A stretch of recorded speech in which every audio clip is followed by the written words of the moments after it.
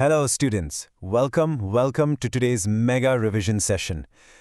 मुझे पता है एग्जाम्स बिल्कुल पास आ रहे हैं और आप सबका स्ट्रेस लेवल थोड़ा सा हाई होगा, but hey don't worry at all. आज हम ना एक high yield quick revision sprint लगाने वाले हैं India's most important cultural GK पर। ये लिटरली वही क्वेश्चंस हैं जो बार बार हर बार कॉम्पिटिटिव एग्जाम्स में रिपीट होते हैं। सो एक लंबी डीप ब्रेथ लीजिए, रिलैक्स हो जाइए, क्योंकि by the end of this session आपके बहुत सारे क्रूशियल मार्क्स बिल्कुल पक्के होने वाले हैं। और हाँ, सबसे पहले एक बड़ा shout out to the excellent source material from JS by Navdeep sir. यहीं से हमने ये सारे गोल्डन पॉइंट्स एक्सट्रैक्ट किए हैं। अब जल्दी से अपने नोटबुक्स और पेन्स निकाल लीजिए बच्चों। हम स्टेप बाय स्टेप उन absolutely most repeated exam points के थ्रू जाएंगे जो आपको ना एग्जाम हॉल में डेफिनेटली देखने को मिलेंगे। नोट मेकिंग इज की, ओके? तो मेरे साथ साथ लिखते रहिएगा। आज की इस मास्टर क्लास का प्लान क्या है? हम कवर करेंगे इंडियाज फेमस मेलाज, फिर इंपॉर्टेंट स्टेट फेस्टिवल्स, उसके बाद divine celebrations, Indian dance and arts और आखिर में ऑफ कोर्स कुछ quick exam revision tips. All right, let's start with Section 1, India's famous melas, focusing on ancient and mythological fairs. Okay, so melas ना हमारी ancient history का एक बहुत बड़ा हिस्सा है और एग्जाम्स में इनकी लोकेशन सबसे ज़्यादा पूछी जाती हैं। तो ध्यान से सुनिए ये पहला सवाल।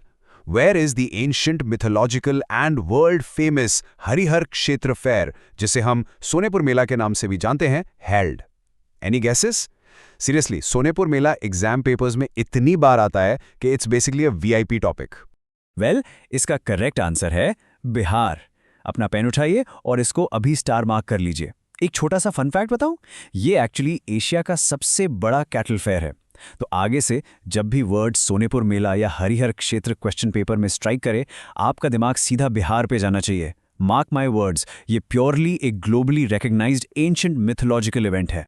Moving right along to Section 2, Important State Festivals, जहां हम रीजनल हार्वेस्ट को सेलिब्रेट करते हैं। अब देखिए, रीजनल हार्वेस्ट फेस्टिवल से ना कॉम्पिटिटिव एग्जाम्स में एक गारंटीड क्वेश्चन तो बनता ही है। Let's test your linking skills. Question है, which festival is associated with the Kamakhya temple of Guwahati? Guwahati सुनते ही असम तो याद आ गया होगा, पर इस स्ट्रिक्टली सेक्रेड टेम्पल से एग्जैक्टली कौन सा फेस्टिवल जुड़ा है? सोचिए थोड़ा। The answer is अंबुबाची महोत्सव। ये एक एब्सोल्यूट मस्ट नो पॉइंट है किसी भी सीरियस एस्पिरेंट के लिए। देखो, अगर एग्जाम में कामाख्या टेम्पल लिखा है ना, तो आपको बिना सोचे अंबुबाची महोत्सव टिक कर देना है। It's an absolutely key festival that draws thousands of devotees every single year. अब एग्जाम्स में मैच द फॉलोइंग फॉर्मेट तो बहुत आता है, right?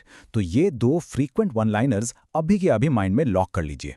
Number 1, Pongal is directly linked to Tamil Nadu, it's their major harvest festival. और दूसरा पालकी फेस्टिवल, जो कंप्लीटली महाराष्ट्र से एसोसिएटेड है। इन दोनों एग्जैक्ट पेयरिंग्स को मेंटली एकदम पक्का कर लीजिए। No confusion here. State wise grouping एक स्टूडेंट की बेस्ट फ्रेंड होती है। तो अगर आप इन 3 स्पेसिफिक फेस्टिवल्स को, that is Yaoshang festival, Cheiraoba जो कि एक हार्वेस्ट फेस्टिवल है, और संगाई फेस्ट, अगर आप इन्हें स्पेसिफिकली मणिपुर के अंडर ग्रुप करके याद कर लेते हैं, तो एग्जाम हॉल में रॉन्ग ऑप्शंस एलिमिनेट करना आपके लिए लिटरली इतना ईजी हो जाएगा। तो बोलो मेरे साथ, Yaoshang, Cheiraoba, Sangai, all 3 straight from Manipur. Okay, moving to Section 3, Divine Cultural Celebrations and Honoring the Gods. India is totally a land of devotion, और हमारे त्योहार विजुअली इतने रिच इसलिए होते हैं ना, क्योंकि वो डायरेक्टली नेचर और डिवाइन फोर्सेस से जुड़े हैं। इस स्पिरिचुअल एनर्जी को थोड़ा फील कीजिए before we tackle a very specific trending mythology question जो सीरियसली आजकल एग्जाम्स में बहुत ज्यादा आ रहा है। और ये क्वेश्चन है छठ पूजा के बारे में। You see, examiners just love asking about the exact deities involved.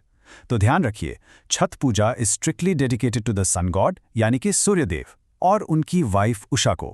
हम एक्चुअली उन्हें थैंक यू बोलते हैं for sustaining life on earth and for granting our wishes.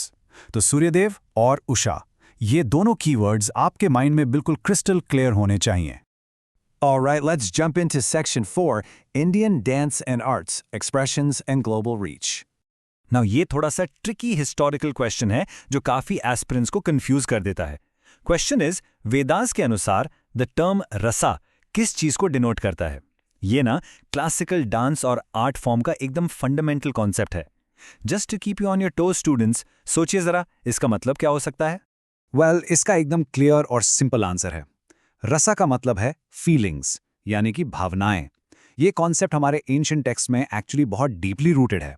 In fact Bharat मुनि के नाट्य शास्त्र को समझने के लिए इस रसा यानी फीलिंग्स का ज्ञान होना एक एसेंशियल बिल्डिंग ब्लॉक है। So just remember the equation, रसा इक्वल्स फीलिंग्स।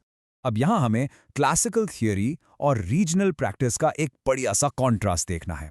एक तरफ हमारी एंशिएंट थियोरी है, where feminine aspects of dance are detailed beautifully right there in Bharat Muni's नाट्य शास्त्र, और दूसरी तरफ we have a practical specific regional practice, जैसे कि रऊफ, जो जम्मू एंड कश्मीर का एक highly celebrated traditional dance है। तो थियोरी वर्सेस रीजनल प्रैक्टिस, ये दोनों ही डायमेंशंस आपके एग्जाम के लिए सुपर इंपॉर्टेंट है। ओके, सो हमारे पास इतने खूबसूरत क्लासिकल और रीजनल डांसेस हैं, राइट? बट एक वक्त था जब ये सिर्फ इंडिया तक ही सीमित थे। फिर एक ऐसी अमेजिंग पर्सनालिटी आई जिन्होंने लिटरली दुनिया को दिखाया कि इंडियन डांस एक्चुअली में क्या है। तो इस क्रूशियल हिस्टोरिकल फैक्ट पर आते हैं, who finally took these beautiful Indian classical dances to the international stage. And the prominent name you absolutely must remember here is Uday Shankar. इन्होंने ही इंडियन क्लासिकल डांस को बाहर के देशों में अब्रॉड पॉपुलराइज किया, स्पेशली यूरोप और यूनाइटेड स्टेट्स में। और पूछो टाइमलाइन क्या थी? 1920s एंड 1930s, ये स्पेसिफिक टाइमलाइन और ये नाम उदय शंकर, ये दोनों मिलकर एक बहुत ही फ्रीक्वेंट ऑब्जेक्टिव क्वेश्चन बनाते हैं। सो प्लीज जल्दी से इसे हाईलाइट कर लीजिए अपने नोट्स में। Finally, we're at Section 5, Quick Exam Revision Tips. It's time for the Mega Sprint Recap. चलिए जल्दी से मेरे साथ इस हाई यील्ड चेकलिस्ट को रिवाइज कीजिए। नंबर 1, सोनेपुर मेला कहाँ है? करेक्ट, बिहार में। नंबर 2, याओशांग, सांगाई और चेराबा फेस्टिवल्स कहाँ के हैं? एब्सोल्युटली मणिपुर के। नंबर 3, अंबुबाची महोत्सव किस टेम्पल से लिंक्ड है? यस, गुवाहाटी पे कामाख्या टेम्पल से। और फाइनल पॉइंट, किसने इंडियन डांस को 1920s में यूरोप और यूएसए में फेमस किया? परफेक्ट, उदय शंकर ने। एक्सीलेंट जॉब गाइज, ये क्रूशियल पॉइंट्स अब आपके माइंड में सेफली सिक्योर हो गए हैं। देखो बच्चों, हमारा कल्चर ना सिर्फ किताबों में नहीं, हमारी रगों में बहता है। अगर हम अपना इतिहास और त्योहार नहीं समझेंगे तो एग्जाम तो क्या, हम अपनी आइडेंटिटी ही भूल जाएंगे। So keep exploring and learning. अगर आपको ये वीडियो हेल्पफुल लगा